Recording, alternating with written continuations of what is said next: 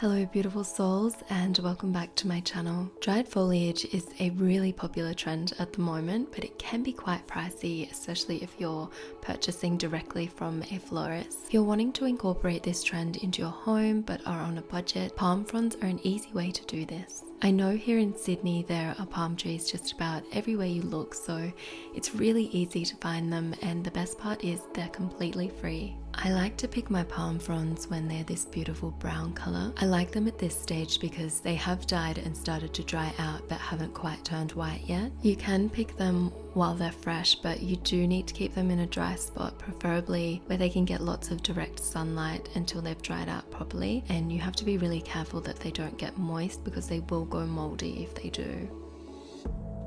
To cut the palm fronds, I used a regular pair of scissors.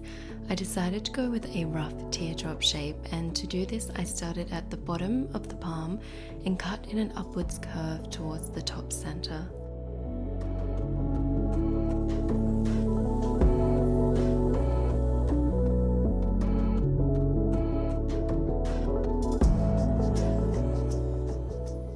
Once I was happy with the shape, I then went around and tidied it up.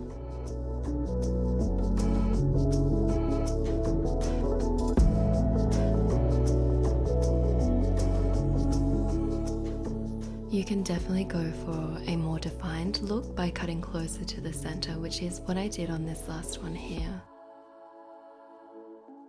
Moving on to the vases, I picked both of these up on Facebook Marketplace. I think I paid around $30 for the larger size and $10 for the smaller size. I always get so many questions asking about what I search for to find these vases. I usually just type in large urn vase, ceramic vase, or ceramic jug.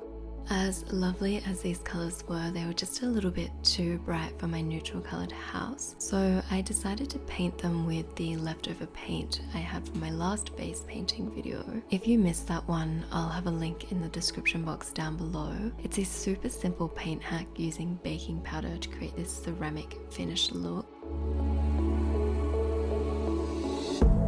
I hope you have enjoyed this video. If you have, please give it a like and subscribe if you would like to see more. Remember to turn on your notification bell so you don't miss any of my videos. I don't really have an upload schedule, so it's best to have that bell turned on if you don't want to miss any. You can also find me on Instagram, where I'm quite active on my stories. I share a lot of my daily life along with some behind the scenes of my DIYs, and of course lots of videos of my adorable fur babies. Thank you for watching, and I hope you all have a beautiful and creative week. Bye for now.